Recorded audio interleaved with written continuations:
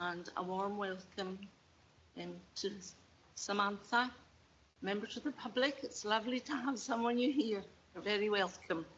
Thank you. This meeting will be recorded and uploaded to the Council's YouTube channel. So you're all right with that? And apologies for absence. Good morning, members. Afternoon, members. If you could indicate your presence when I say your name, please. Councillor Kennedy. Oh, I'm here, yeah. We've got apologies from Councillor Mackenzie. Councillor McLean. Present. Councillor Patterson. Present. Thank you, members. Thank you. Item 2, declaration of interest. Members are asked to consider whether they have an interest to declare in relation to any item on the agenda for this meeting. Any member making a declaration of interest should provide some information on the nature of the interest and leave the meeting at the appropriate time. Advice may be sought from officers prior to the meeting taking place. Well, there's no use saying it now because the meeting started.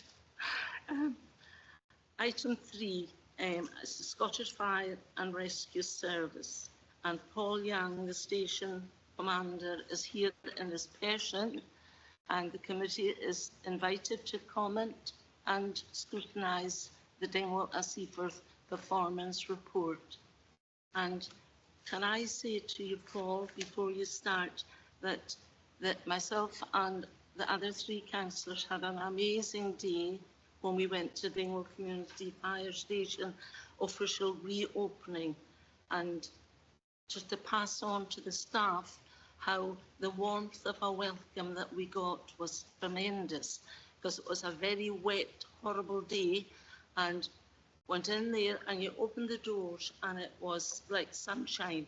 It was brilliant, and we were so impressed with the work that was done to the fire station.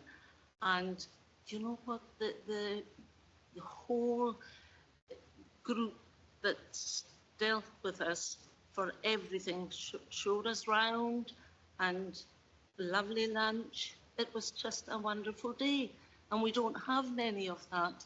It's the best one we've had this year in the council, I think, and the good councillors agree, and we're lucky to get all that money.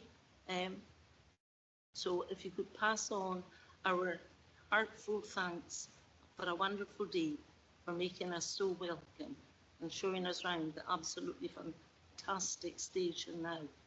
And I think we've got the best crew in the Highlands. So, and over to you now. Afternoon, and thank you very much for all that lovely words. And yes, I do agree. It was a lovely day and a fitting day for what, as you've seen now, the facilities that we have in Dingwall was certainly matched by the crew and the team that have been busy for about a year, well, over a year from the behind the green side stuff, but to get it to where it is now, and they're all delighted and getting things up to what is a expected level for such a hard work and dedicated crew, as you've seen. So thank you for your attendance there. So the report which I completed and is got sent out, I'll go over it, and if you have any questions afterwards, then please let me know. So this report was for quarters 1 and 2 of 24-25, and it talks about the also monitored against the previous 3 years of reporting. The prevention and protection activities that were undertaken by the personnel within Dingwall and Seaforth includes home fire safety visits to high and very high risk groups, which is carried out by the on-call staff from Dingwall Station, but also from community safety advocates that are based locally and within north and south of Dingwall. Post-domestic incident responses, so PDIRs, are carried out at any incidents that we attend, domestic incidents, and it's aimed to try and find out what's caused us being there, to try and give advice to try and prevent these things happening in the future and making that home safer. And it's also backed up by risk recognition training that's carried out towards our partners to highlight any persons who would benefit from home fire safety visits. The method of how we are carrying out our home fire safety visits is slightly changing, and that partner agency is essential to try and get these high and very high risk persons so we can get in the door and actually carry out visits to try and make them safer in the future. Local manager continues to support our partners in delivering the road safety programme rider refinement, which has generally been carried out at Dingwall in the previous year by Police Scotland. It's been carried out at Dingwall Station by Police Scotland with support from ourselves, but obviously because we didn't have a station this year, it was carried out locally in Fortrose, and that was very successful through the summer months.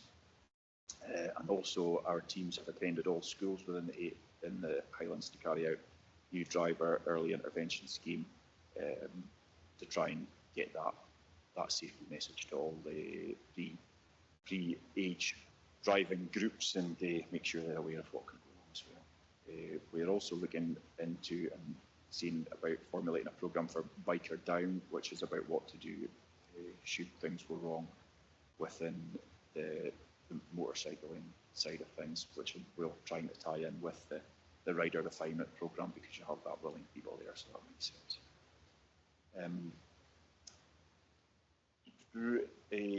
We're also working with Water Safety Scotland to provide detailed information on the risks associated with open water, and we continue in the reduction of fire-related antisocial behaviour through targeted youth engagement and thematic action plans.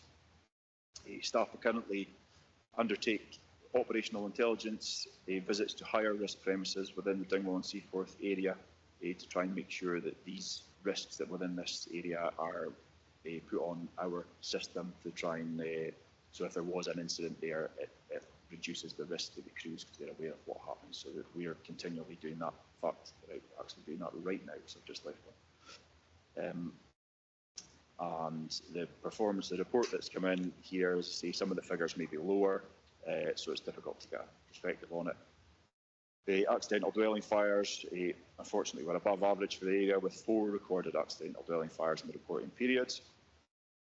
As I mentioned previously, on all occasions that we attend any of these, home fire safety visit will be offered, and any necessary referrals to any partner agencies will be delivered as well. The good news from that is that there was no fire fatalities or fire casualties reported during this period, although there was 7 deliberate fires, which remains under the 3-year average, 4 of which were primary and 3 are secondary. Positive for this area was that there was no recorded road traffic collisions, although there was 10 non-fire related emergencies incidents recorded, which again is below average. But it shows a steady increase. So it's below average from recent, but it shows a steady increase over the 3 years. That makes sense.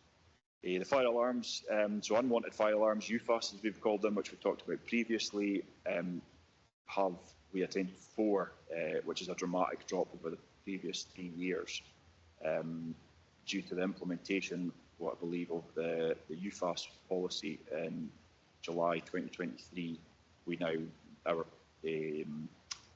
operations control challenge certain buildings and callers as to what these are, which prevents us attending alarms going in office blocks and buildings and so on and so forth. By this happening, that's why there's that big, clearly the policy is working.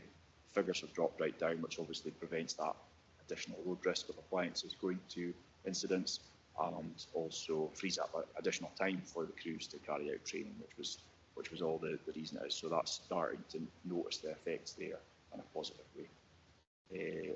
Just mentioned a couple of times, the home fire safety visits, there have been 85 carried out within the period, which is above average, and it's great to see, because obviously that prevention side of things hopefully does prevent us attending fires. If we can go out and give that advice, it prevents us then dealing with the aftermaths afterwards. So these figures are very high, which is great. Appliance availability for Dingwall Station for the first appliance remains brilliant, which is 99.36%. So again, I'm sure the local crew will be a little bit it's devastated to see why that small percentage just has happened there. Unfortunately, the second appliance has not been quite so good. Recently, it's dropped to 51%. We are low on personnel. There's 17, which is actually now dropped to 16 personnel on the station, so we are recruiting to try and get these numbers back to where they should be to achieve better figures on that.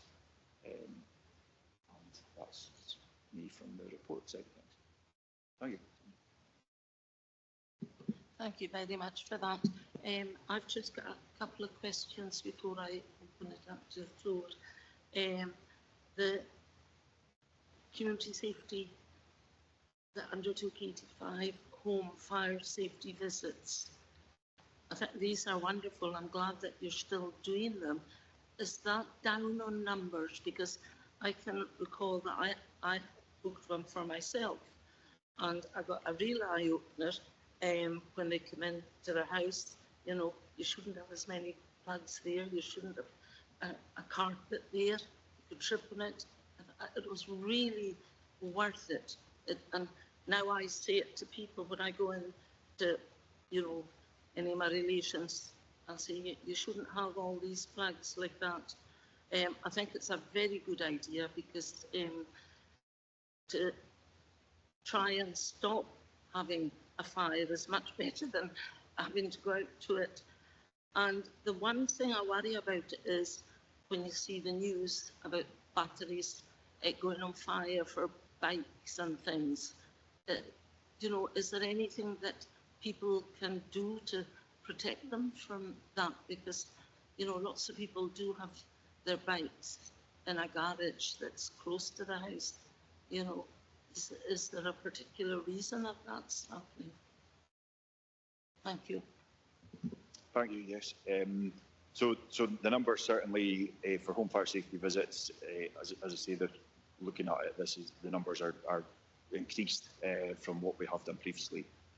Going back many years, I think it was maybe a quantity over quality, whereas now we're certainly aiming for to get into that higher risk or very high risk households that may be deemed as being more at risk of fire. So that they are deemed more beneficial than maybe some of the lower ones. So these are the areas that we're trying to get into, and that will come to light when we have our new community safety engagement toolkit.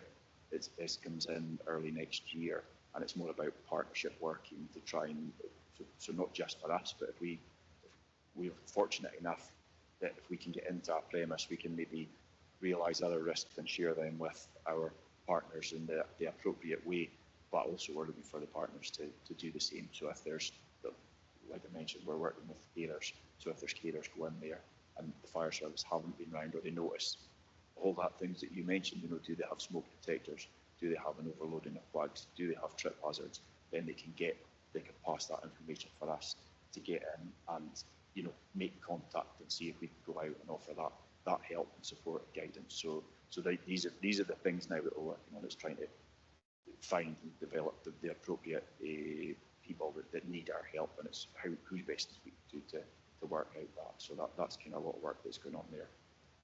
In terms of the different risks that are coming in now, there is a whole different things just with the way things have changed, with batteries probably being a primary part of that, because it's new technology.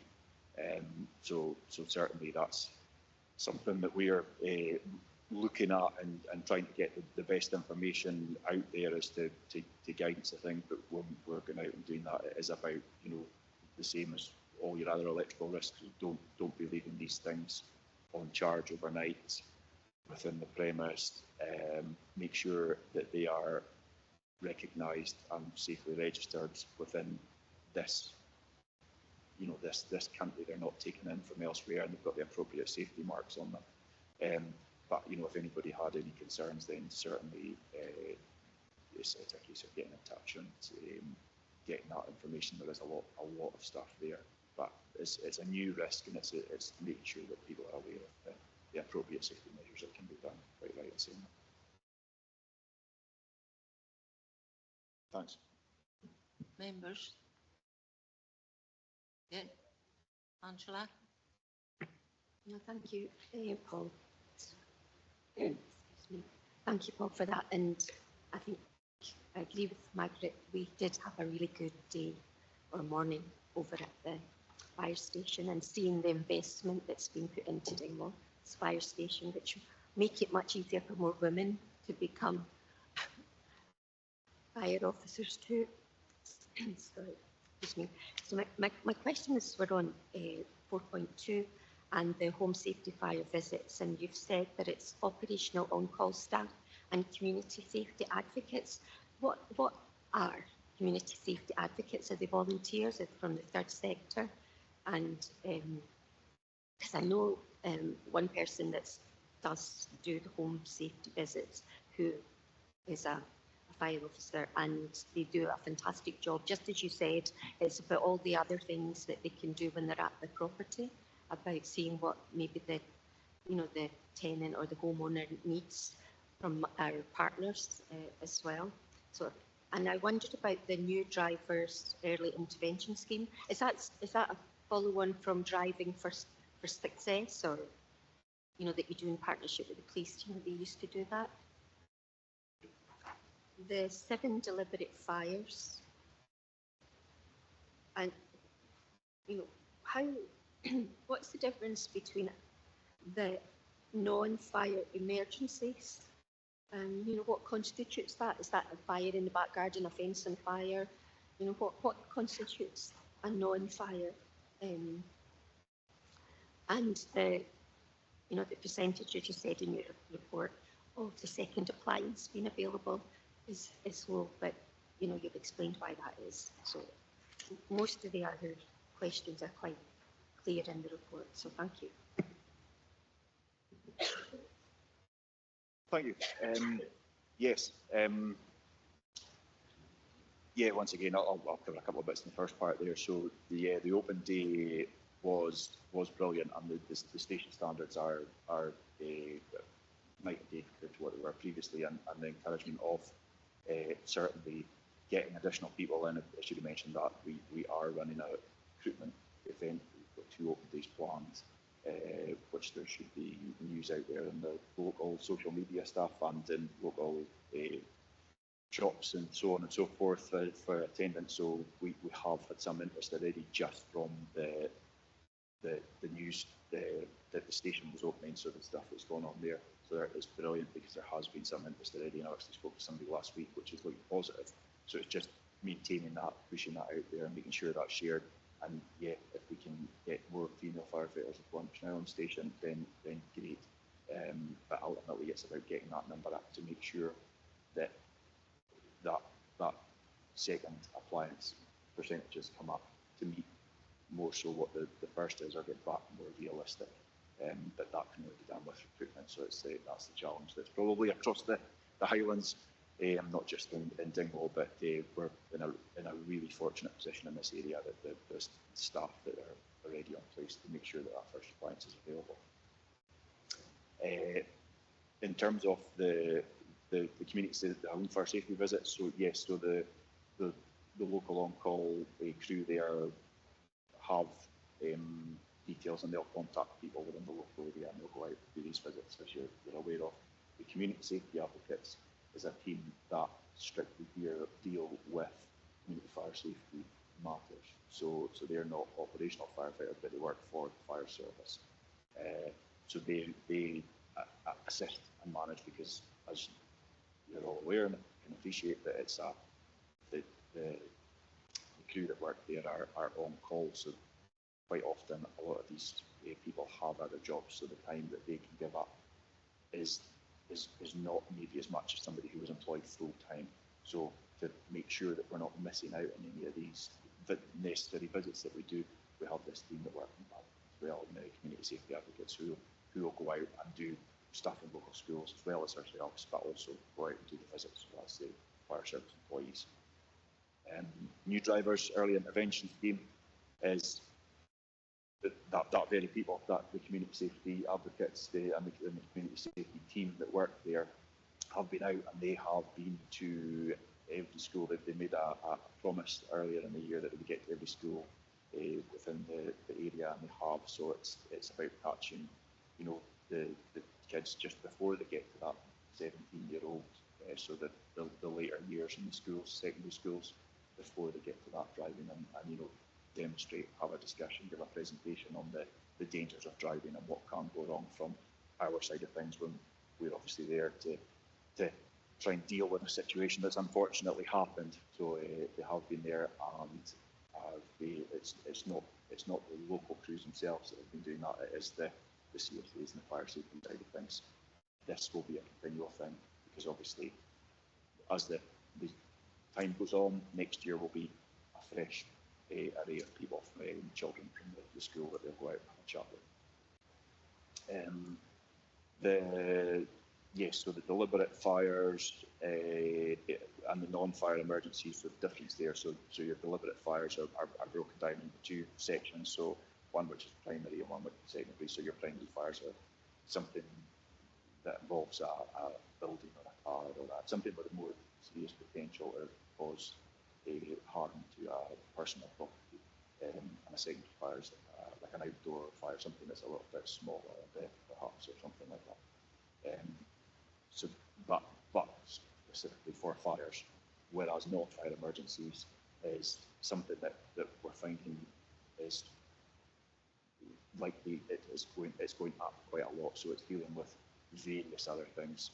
So examples could be water rescue stuff, which certainly there is quite a lot of around. These things are going up more and more often, to assisting other agencies. So perhaps the ambulance service have been called to a property, but the doors and windows are locked, so they can't get access. So they'll come and ask for our expertise to try and get into the property to help out somebody, and to any other emergencies that maybe somebody's stuck. So I think some of them maybe like somebody stuck in a lift or something like that again. So all these different things, and we're tending to find that these emergencies are ongoing.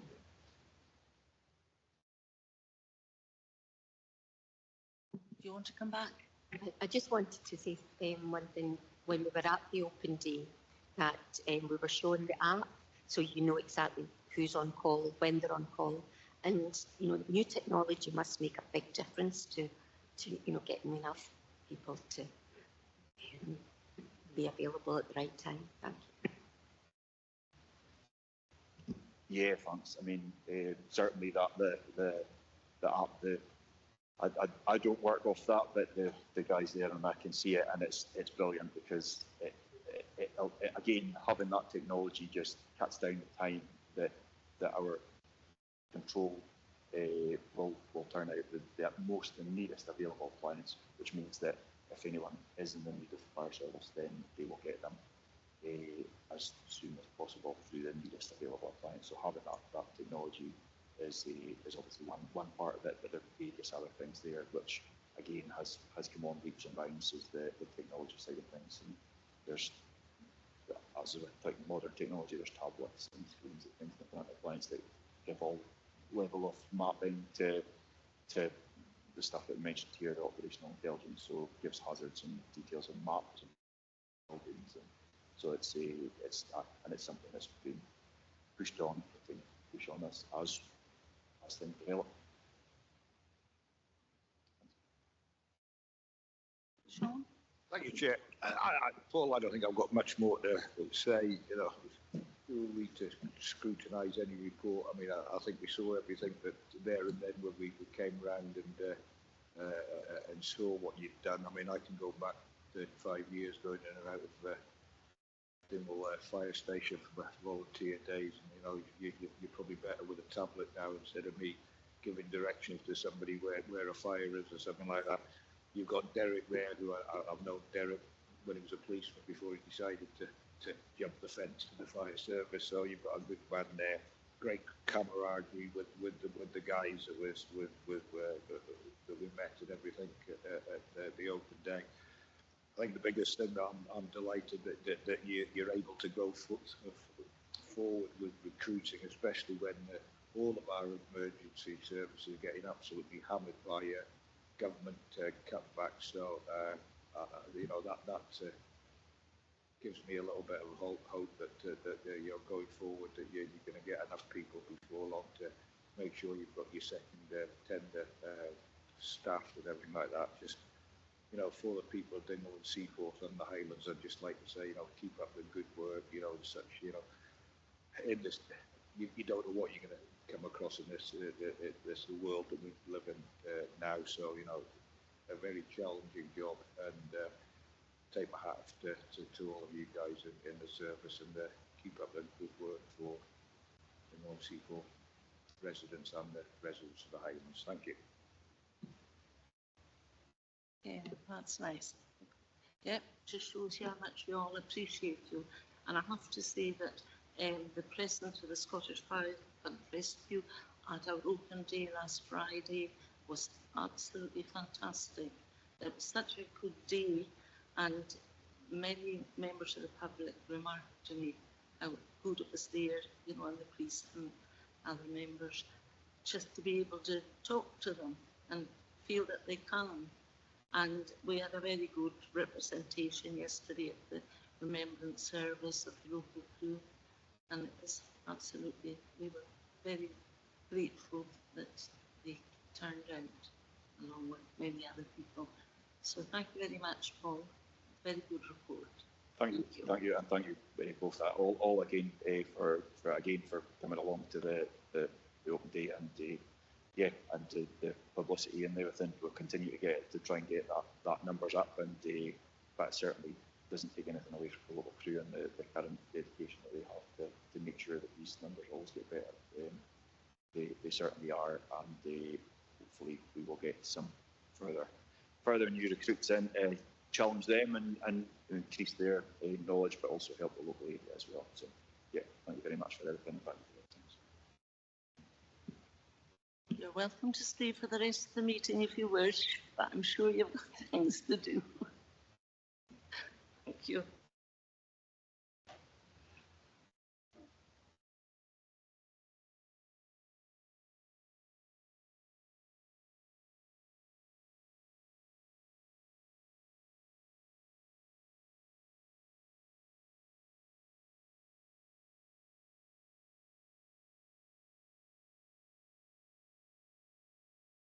Thank you, Paul.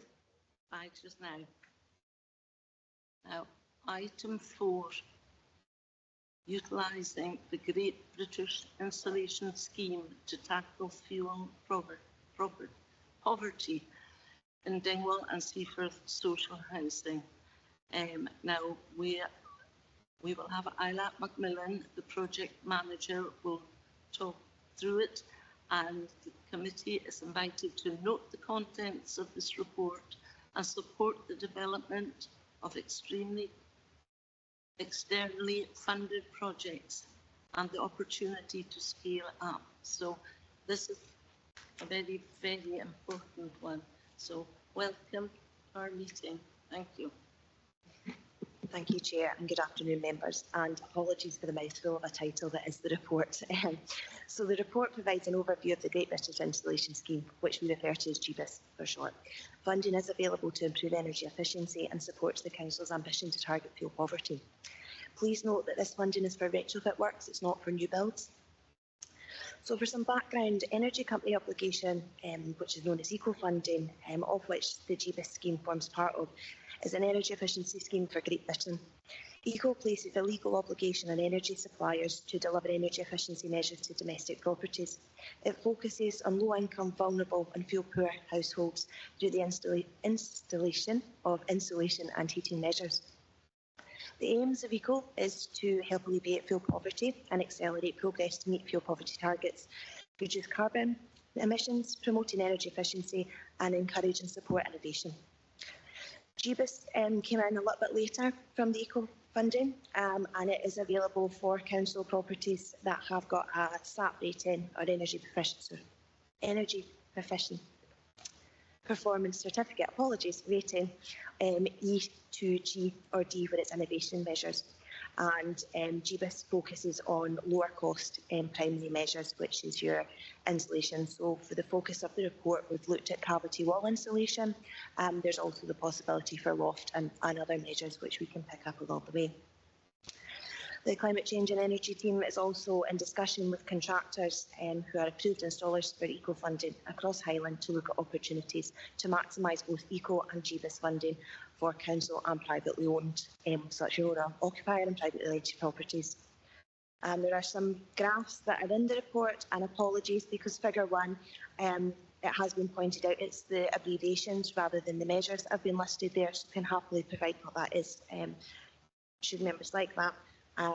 Some risks have been laid out there as well, and happy to take any questions. Thank you.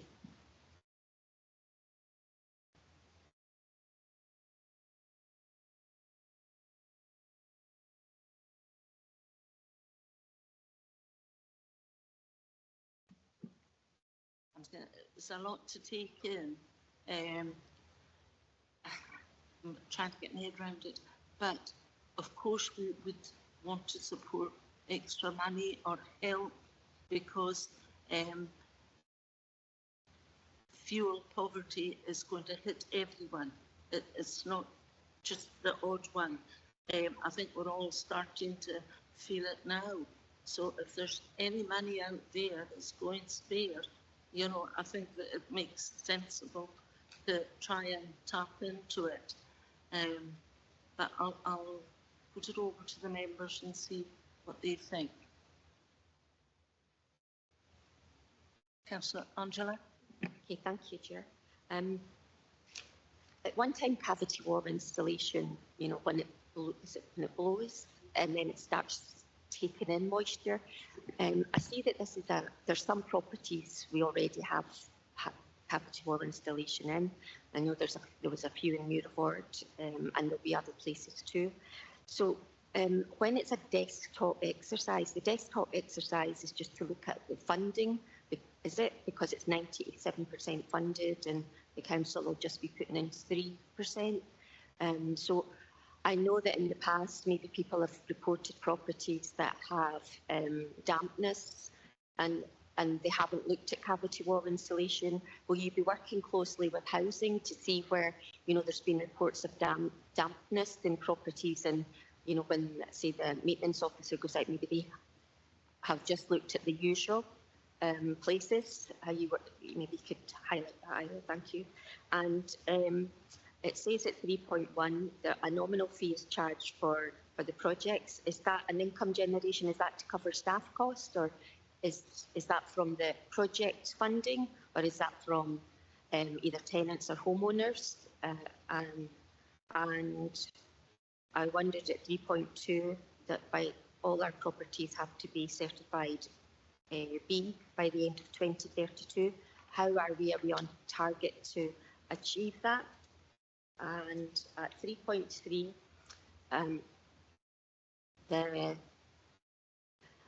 I mean, I know of places where, you know, although we may have a checklist that says the properties have loft insulation, others.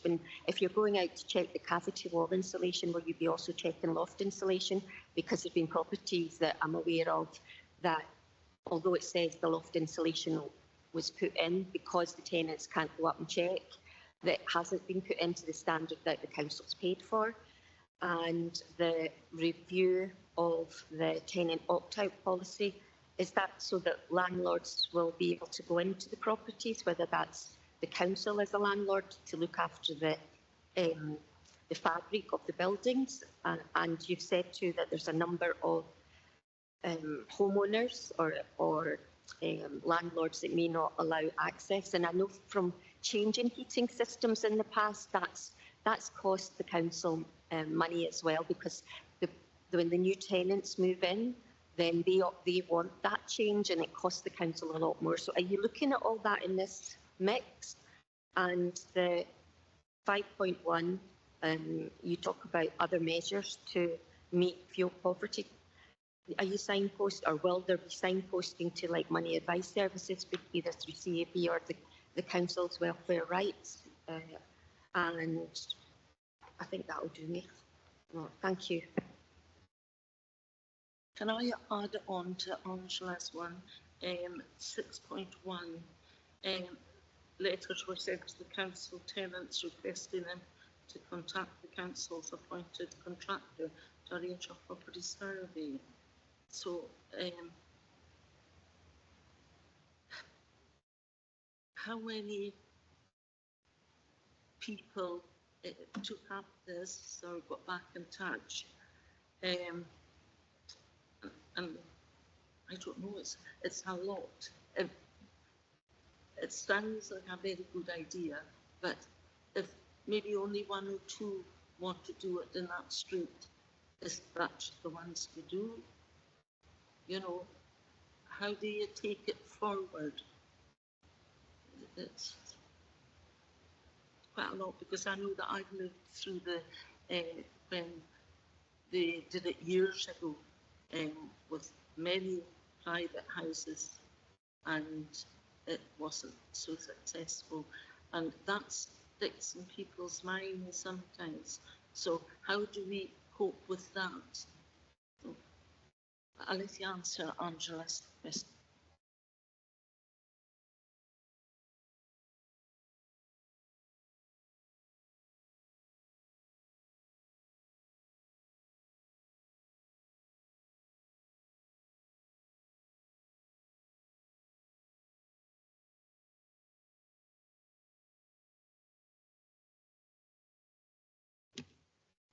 Hopefully, is that better now? Perfect.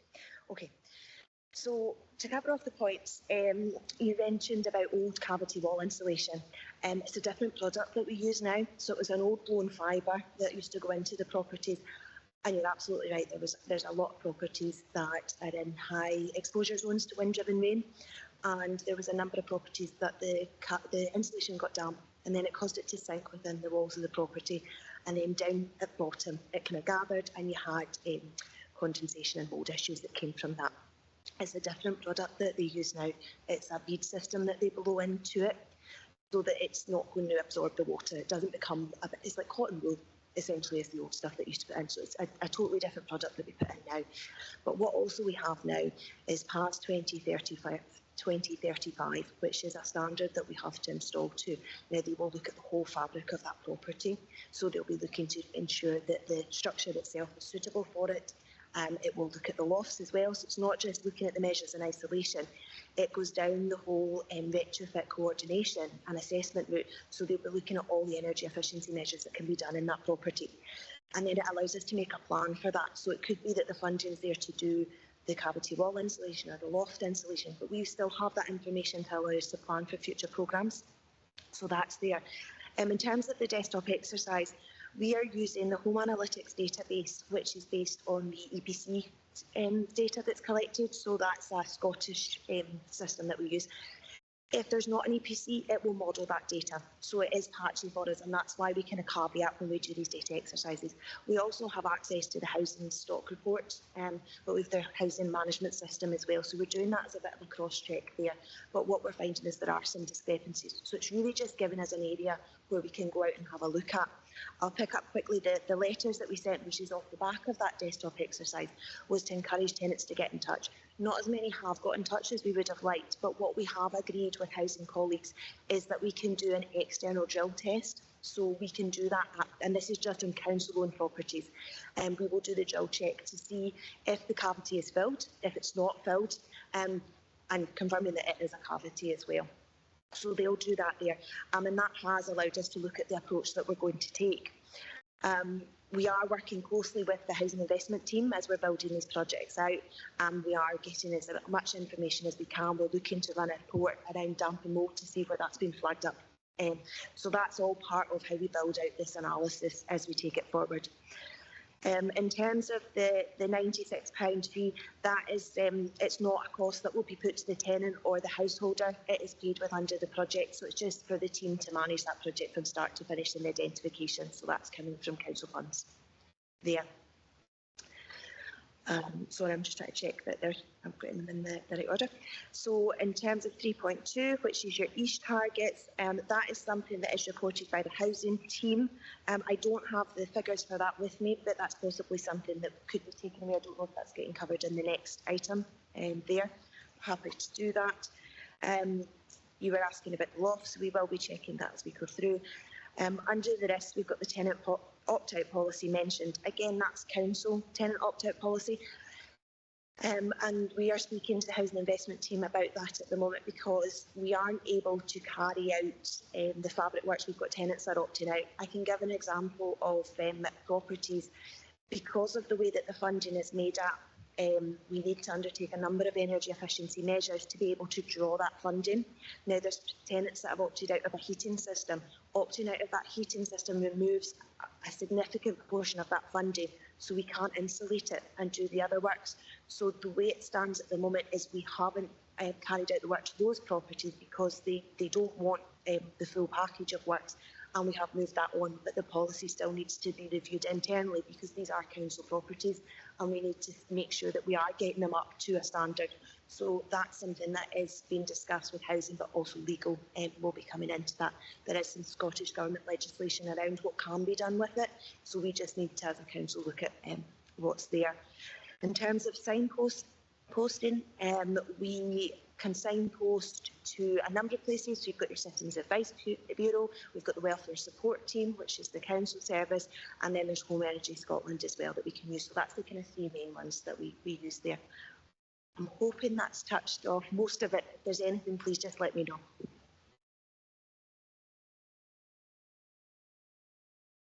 Right. I'm still trying to, it's a lot. Now, it's just rotten property at the moment, right? So all the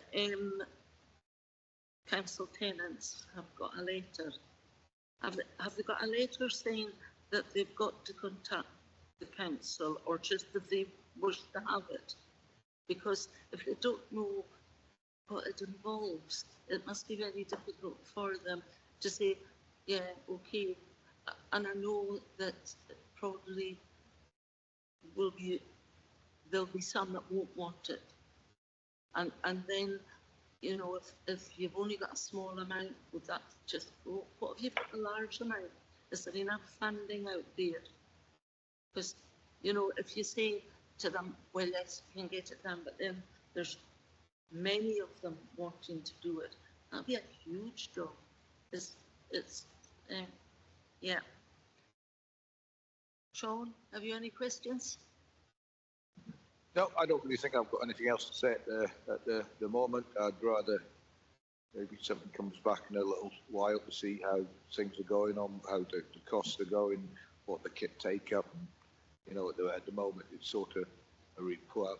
We haven't started doing anything. That's you know, anybody's going to get a bit of a warm house with it as the winters. You know, when the winter comes along, I'm all in favour of that. But let's see how it turns out. That's then I might have questions to ask. Thank you. Yeah, but now it says next steps, so that's in 7.1. How long is this, you know, is it going to take? You know, because people are going to ask us, you know,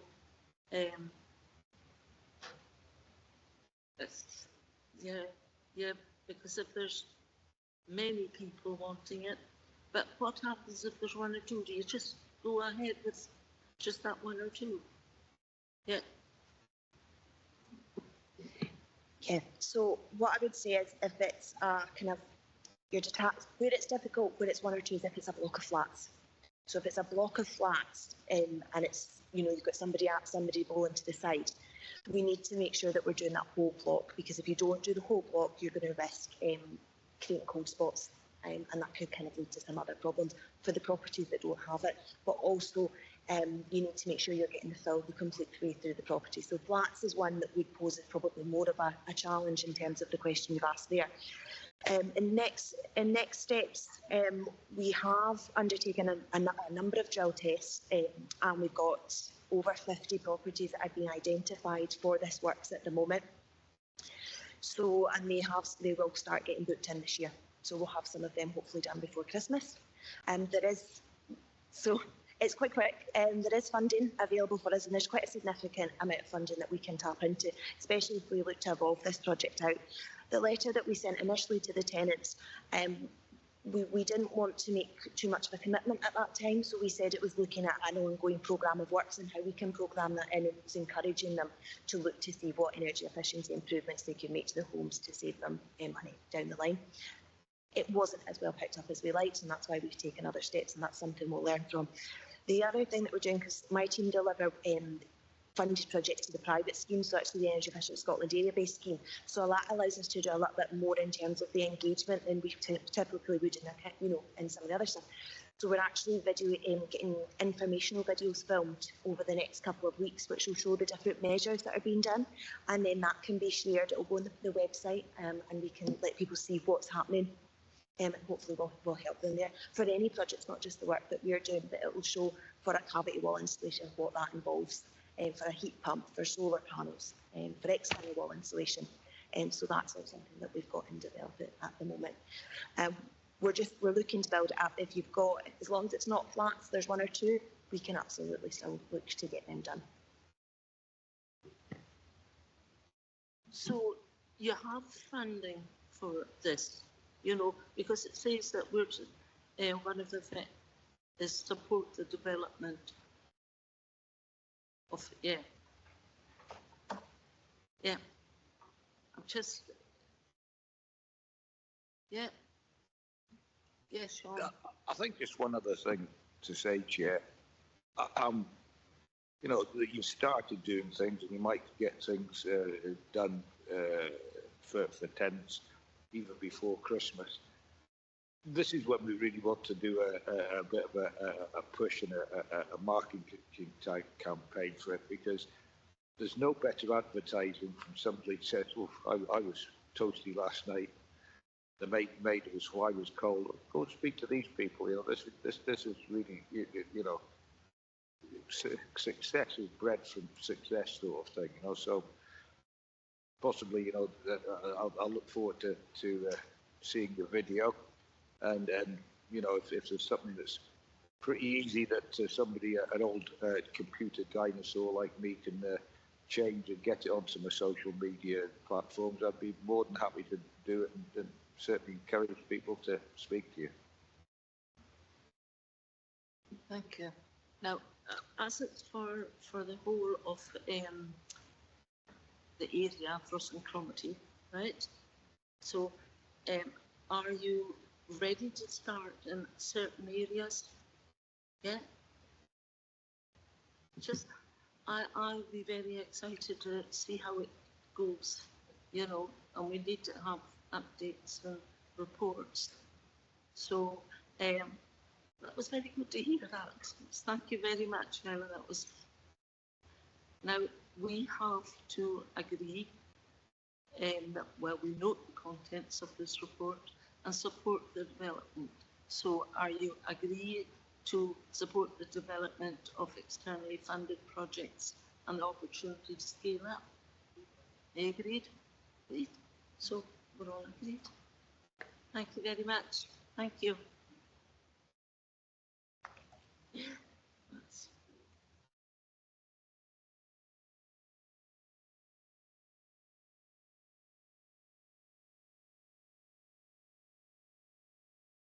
Now we have item 5, which is Housing Management Performance Report from the 1st of April to the 30th of September.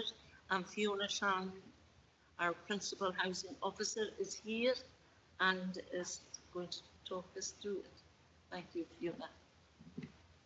Thank you, Chair, and welcome to members for having me. Thank you. So this is the first time we're reporting on this new style of report, which will hopefully provide you with greater detail on our management of rent arrears, antisocial behaviour and allocations. So it's been agreed that in Q2 and Q4, Housing will attend your committees to present our reports, and in Q1 and Q3, Business Maintenance will attend those and report then. In accordance with Scottish Housing Charter guidance, the rent arrears, antisocial behaviour and allocation figures are cumulative, while the homeless presentation figures given are for each separate quarter. So if we have a look at rent arrears first of all, so a key indicator for rent arrears is considered to be the value of current rent arrears. So Table 1 shows the comparative figures for the last 5 quarters. So the rent arrears in Dingwall and Seaforth have increased since quarter 1 and are higher than the same quarter in previous years. There's a few factors to consider here. Previously, there were restrictions on evictions, which were put in place during the cost of living crisis. Those have been removed, so we've been able to revert back to our Highland Council procedures for managing rent arrears. But also, at the moment, there's the managed migration to universal credit, so that's going to start having an impact on our arrears figures in the coming months. Table 2 shows gross rent arrears as a percentage of rent due. This percentage includes the arrears that are current, former, and also those that have been written off. The gross rent arrears as a percentage of annual rent due in Dingwall and Seaforth has increased since quarter 1 and is higher than the same quarter in the previous year. However, it remains consistently below the Highland-wide figure. Table 3 shows the current arrears in Dingwall and Seaforth split into arrears levels bands. The information provided shows the total number of cases in each band and the total value of these cases as well. Moving on to Table 4, that provides information on formal actions taken in relation to rent arrears in Dingwall and Seaforth. So our local housing team hold regular review meetings focusing on the highest rent arrears cases. During these meetings, actions are agreed and progressed. Officers aim to take a firm but fair approach to rent arrears management, and we're keen to support and advise where appropriate. So we do a lot of early intervention as well. So we have housing management assistants who are focusing on the low-level arrears, and then our housing management officers focus on the higher arrears. And at every stage, we're doing referrals to welfare support team, Citizens Advice Bureau, with an aim to maximising people's incomes and their ability to manage their incomes. We also do referrals to Ally Energy as well, where people are struggling with their energy bills.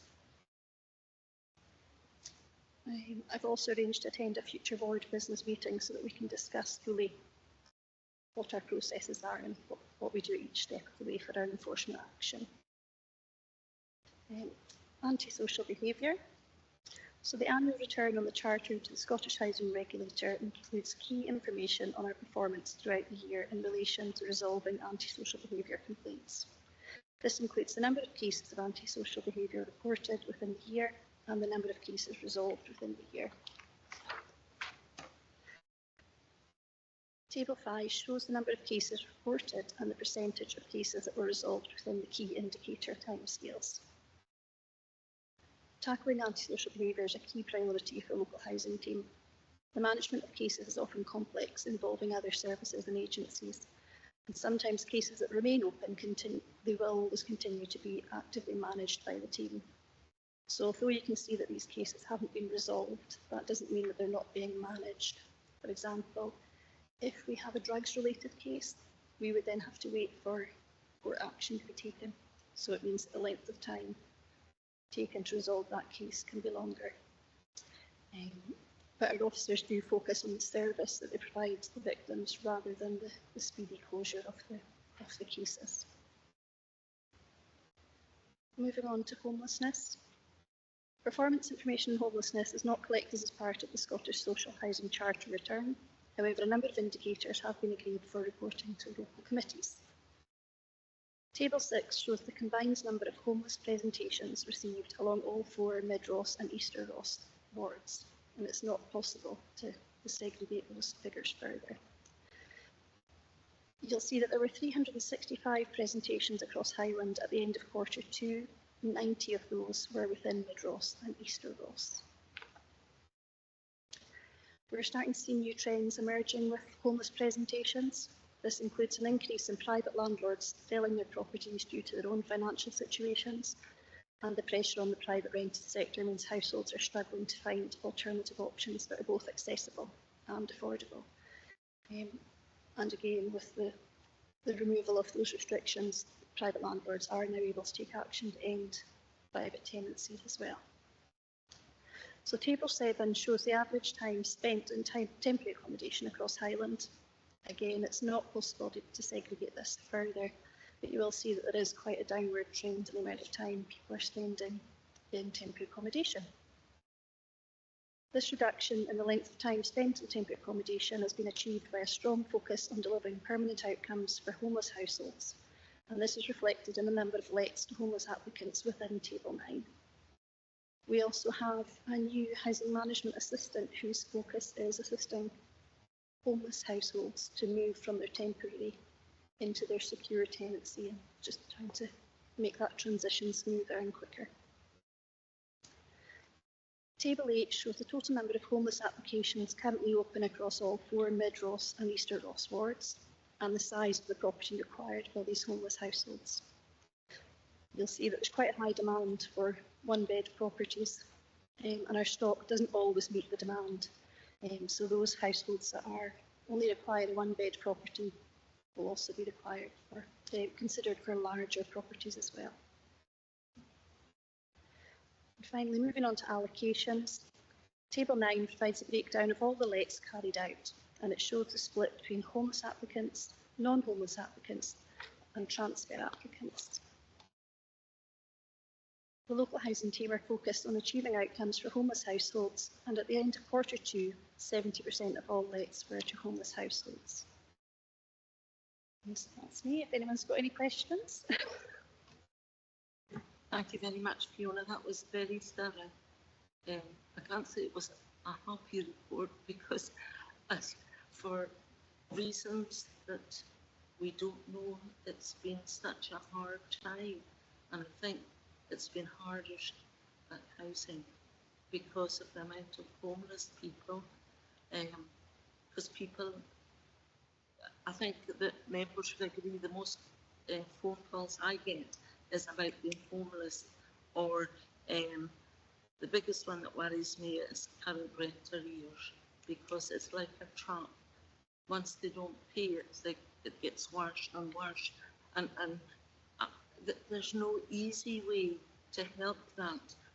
And you know, the arrears are they've increased since Q1 and higher in the same quarter in the previous year.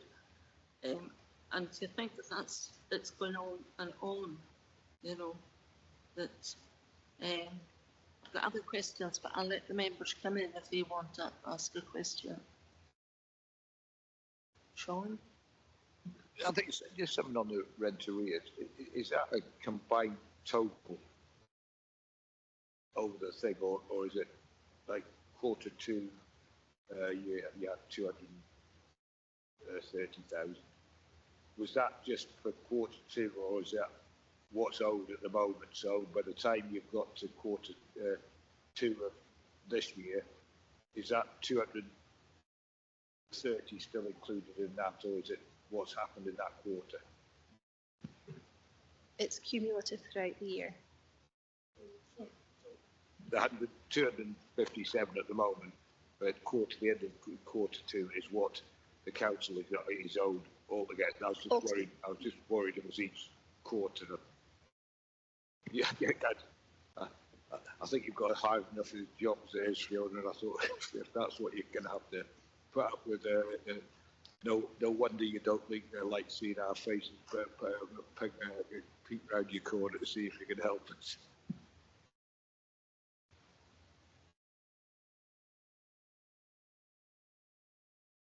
Okay. Yeah. Yeah. Angela. Thank you, Chair. Yeah, just think what Isla could do with £250,000 to improve insulation in properties if all our tenants were able to pay their full rent. It would make a big difference, and that's just in our area.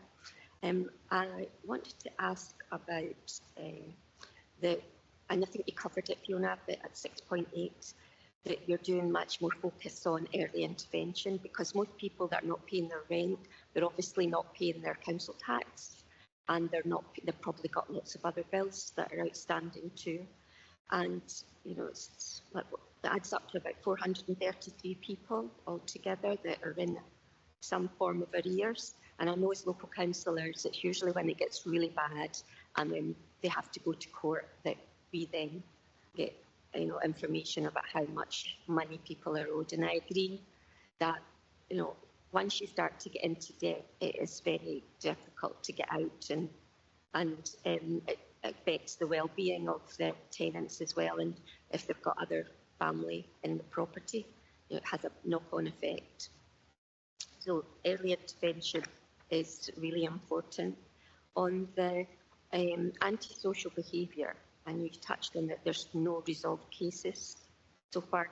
And I mean, we've had discussions, and it's about one in particular, and it's sometimes getting the other partners involved in order to talk through some of these cases. So antisocial behaviour is a big issue in many of our communities, and it would be really good if we could improve that with our community planning partners and other housing providers. The reduction in landlords, private landlords, has had a big impact on a number of our tenants that have, or they are tenants now, that have presented as homeless, because the tenant had to take the landlord to court, and because they had good relationships with many of their own landlords, they found that really stressful. There hasn't been any change in that. Is that still the procedure? Just wanted to check on that. And the 168 homeless currently in our area, and 871, it says Highland-wide homeless households. That's a tremendous amount of people in Highland that are presenting as homeless.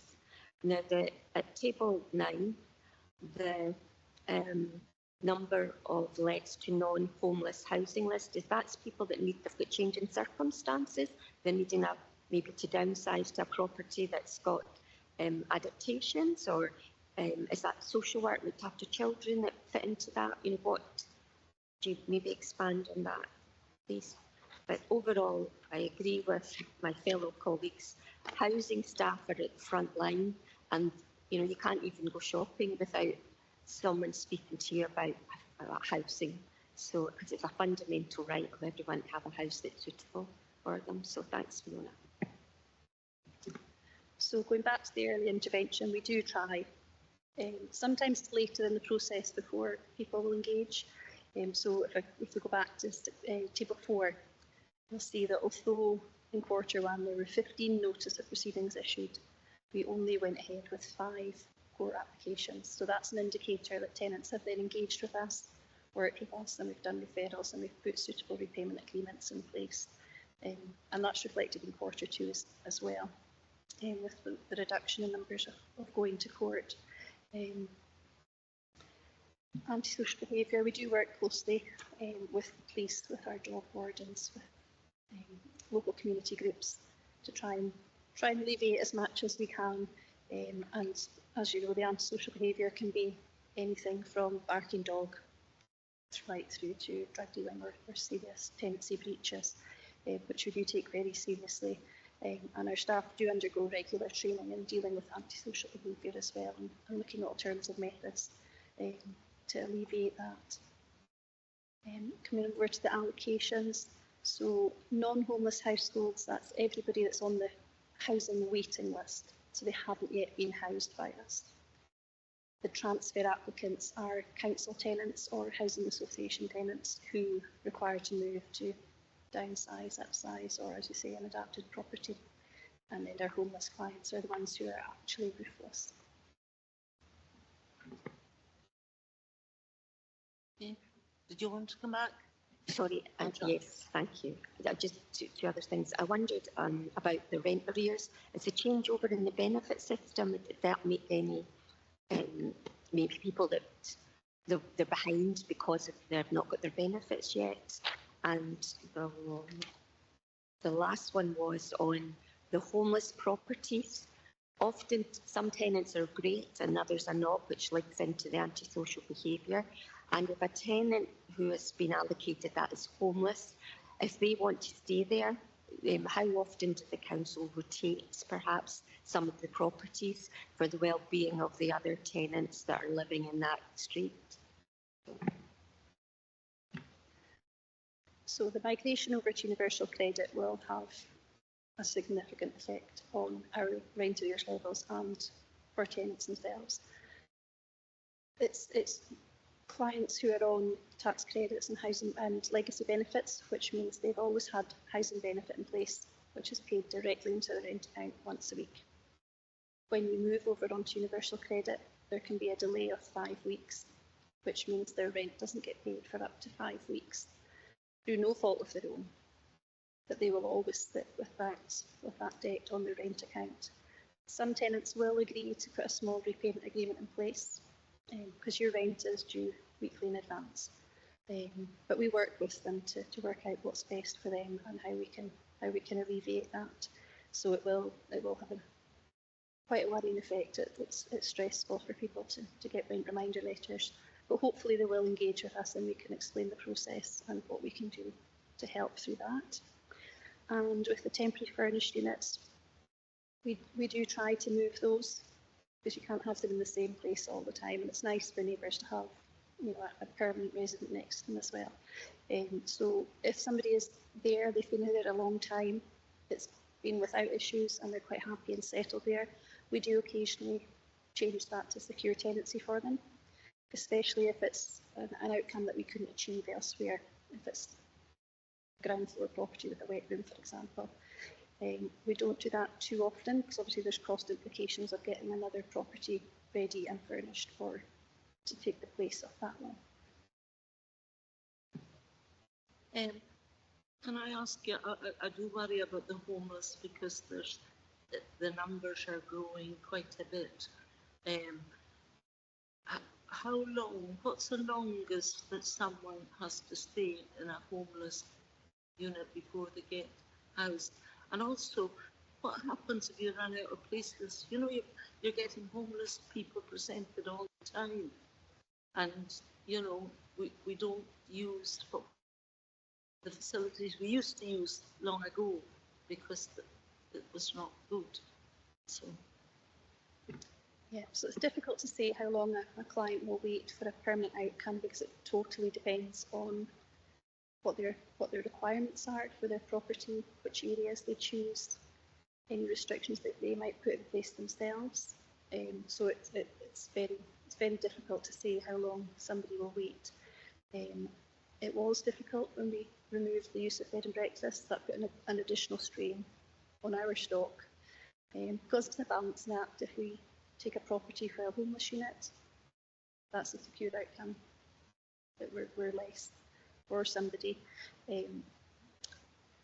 We've got the new housing management assistant in post at the moment, and her focus is engaging with clients when they're coming up for an allocation, discussing what their needs are, if there's any way that we can make that transition into a secure tenancy quicker, which obviously then frees up our homeless units so we can get it turned around quickly, ready for the next occupant, and we do that as quickly as we possibly can. Worst case scenario, if we have somebody that's ruthless and we have nowhere to put them, we can use a hotel or a bed and breakfast or a guest house. But that would only be for a very short period of time until we can get them into, we're talking a matter of days before we can get them into a homeless unit, hopefully.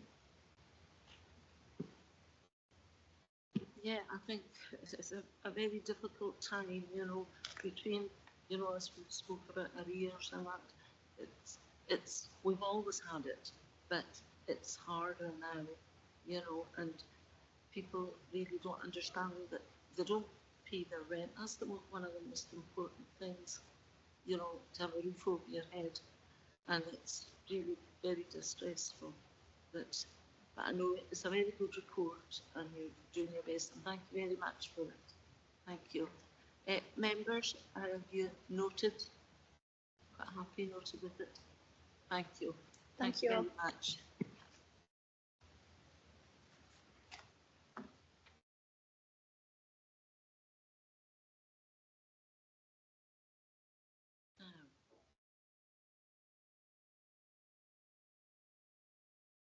Item 6 is place-based investment funds, and we're invited to consider. I think, are you going to take us through it, Dot? Thank you. Thank you very much, Chair. Members will recall that in March 2021, £100,000 place-based investment fund was allocated to each ward, and in November 2021, this committee agreed to allocate £10,000 to support the business community to establish a formal representative group. Unfortunately, despite a few attempts, this hasn't proved possible. Therefore, it's considered that this funding could be allocated to events to support the celebration of the 800th anniversary of Dingwall receiving Royal Borough status in 1226, as this would still maintain the original objectives of the funding, which would provide a local response to address the 4 Highlands of COVID. The key criteria before you today are set out in paragraph 5.3 of the report, and members are therefore asked to consider and agree that £10,000 is reallocated for events which would support the 800th anniversary of Dingwall as a Royal Borough. I can take any questions. Yeah. Members, I'm sure, like myself, you're quite excited about this and support this money for the 800th anniversary of Dingwall as a Royal Borough. Yeah, it's quite exciting, and it's not that far away now. So, yeah, we're going for it. Do you agree with it, members? Yeah, I agree with it. I mean, I think if we can help for some celebration. Is there still money left in the place-based investment fund as well? You know, because it was said that that we kind of, there's 2 lots of £5,000 that we'd taken back because it hadn't been accessed and things like that. But it was said that if anybody did come forward again, there would be more money available to sort of give it again. That's still available, is it, at the moment? Sorry, for this ward, there's only the £10,000 remaining. That's before you today for the allocation. So the other £90,000 was allocated.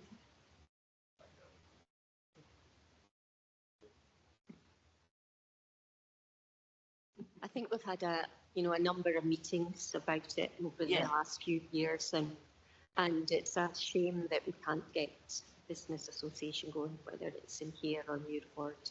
But I think this is we need to allocate the funding and spend it because we've held on to it as long as possible. So I'm in agreement. Thank you. So yes, I think if you don't mind me coming back, Chair. No, not at all. Because it was when we discussed this before that we might take this to help the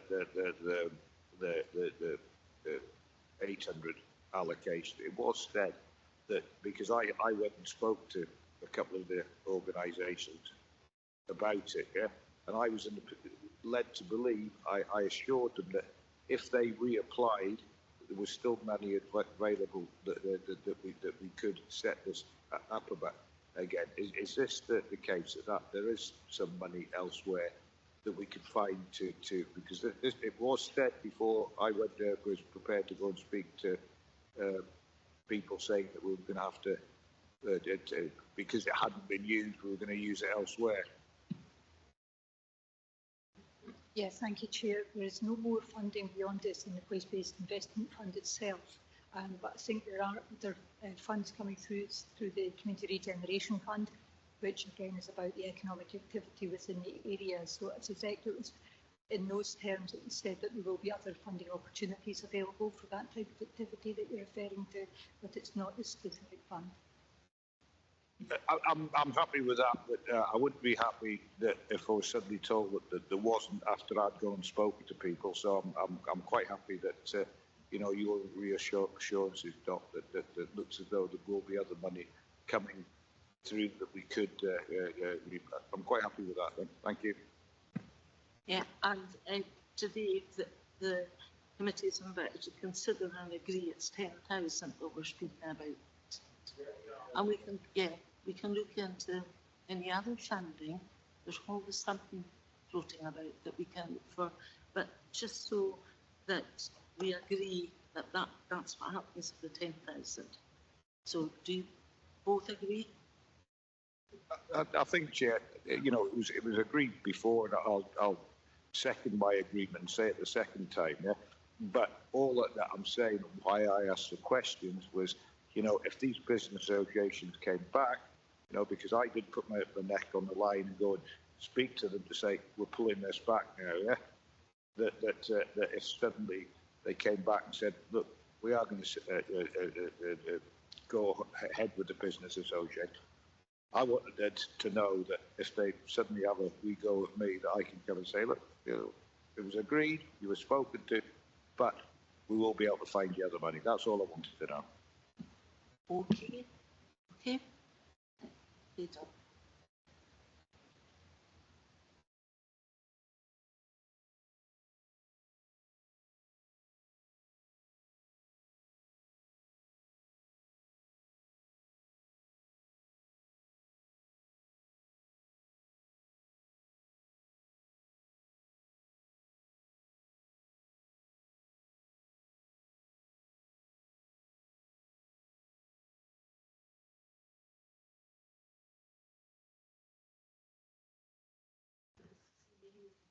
Thank you very much, Chair. Great to be here. Thank you. Members, you'll be very familiar with the quarterly monitoring for Dingwall Common Good. The one thing to highlight today is the additional recommendation to agree to increase the approved Dingwall Common Good Fund budget line for community grants and donations to £3,500. That's for the current financial year, 2024-25, and that's to allow Dingwall Common Good Fund to support community grant requests during the remainder of the financial year. So this is a proposed budget increase of £1,500. Thank you, members. Thank you, Chair. Happy to take any questions.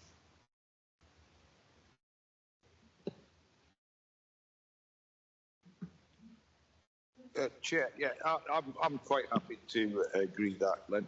I'd always like a little bit more information of what's always there. You know, it's quite nice to and reassuring to say, you know, if somebody's asking, maybe apply to the Common Good Fund because it's within Dingwall of what our bank balance and that is, and I'm always quite interested to know, you know, what income we're getting each year to go into the Common Good Fund. So I know I've read that in it, but you know, that's what it is today. But you know, going on, I just like to see that. I think there's something reassuring if you can look at your bank balance and it's still it's not got a negative in it or anything like that. Thank you. Thank you. Angela, are you all right? Yep. Okay, so the committee is invited to scrutinise and note the position of Dingwall Common Good Fund, which we have done, and agree to increase the approved Dingwall Common Good Fund budget line from community grants and donations to 3,500 for 2024-25. You agree? Thank you very much.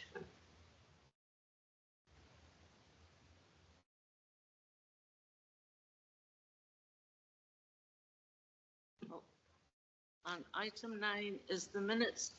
They're circulated for noting minutes of the meeting of the Dingwall and Seaforth Area Committee held on 12th of August 2024, which were approved by the Council on 19th September 2024, and it's just noted. Okay, thank you very much, and I think that is everything. We've done it in record time.